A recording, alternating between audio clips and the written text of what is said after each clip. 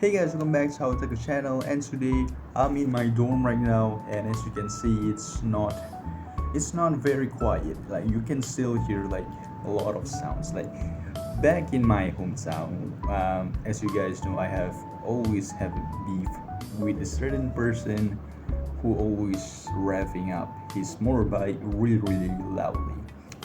So no need to worry about that. What you need to hear about is basically why you clicking this video. And this video is all about what I did in Malacca.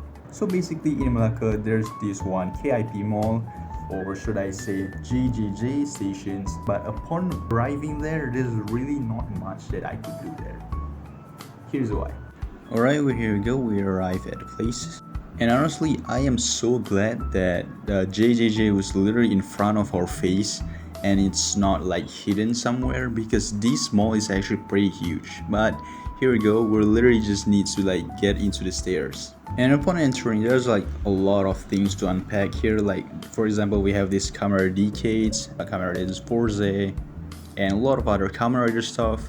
And honestly, at face value, it seems like there's way too many things to choose from, but unfortunately, as you can see from the duration of this video, it is actually not that diverse. Counterpoint, Zogu, that's so cool, and Godzilla as well. I then bring myself to a Sofubi side, and there's a lot of them, but most of them are probably, as you can see, very much damaged and even worse than the ones at my home place. So I didn't end up picking any Sofubi here because I don't want some damaged Sofubis. But there's a lot of like very niche and obscure Sofubis that feels interesting enough, but unfortunately because of the condition I decided not to get it. And there's this huge mechas on here, I don't know what that is.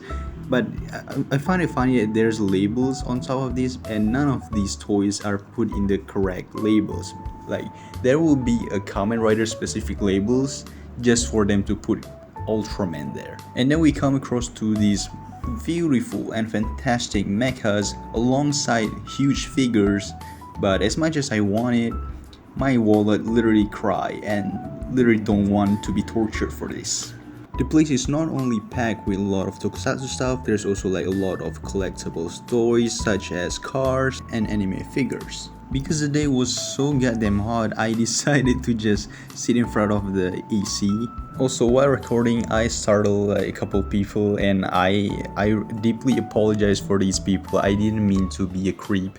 I'm just trying to record a video, but I guess it is not really common for people to do that, and that's why I didn't straight up just speaking while I'm recording this thing, because I don't want to creep them even more. Unfortunately, I couldn't find anything that I want to buy, so I just follow my parents and just my sister into the plushie sections. And honestly, I found a very cute plushies like these Anya ones and like Nezuko's, but I get bored, so I wander around the place just looking at anime CDs and other stuff, like hoping that I found something that I'm really interested in, or at least something that I could buy. Now, as you can see from the video, it's very short, and it's specifically because there's really nothing that I could do or even talk about in that video. It's so hard to try to make a video or try to like spread like content from what I just gave you. Like that is basically the whole like thing that I could say. And even then, you should realize that throughout the video I barely even talking about the place, because there's really nothing to talk about in the place. That JJJ is actually known as one of the biggest out of every single one that has opened up until this point, which is very disappointing. Like you went to the place that are known as the biggest, or like at least one of the biggest, just for it to have the part of your favorite parts in that place being the smallest that you have ever been. Like I've been to JJJ in my hometown, and it's not big. It's not big at all. It's like very small compared to like what there's there in Malacca. In my hometown, the toy section or the manga section, or basically a lot younger or collectors section, are way more bigger than the clothing section, because the clothing section is still big.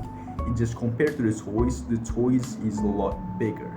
But unfortunately for Melaka place, the whole thing feels like it's just a mall for clothing lines. But anyway, thank you so much for watching. I hope you guys enjoyed this video. Don't forget to like and subscribe, and I see you guys in the next video.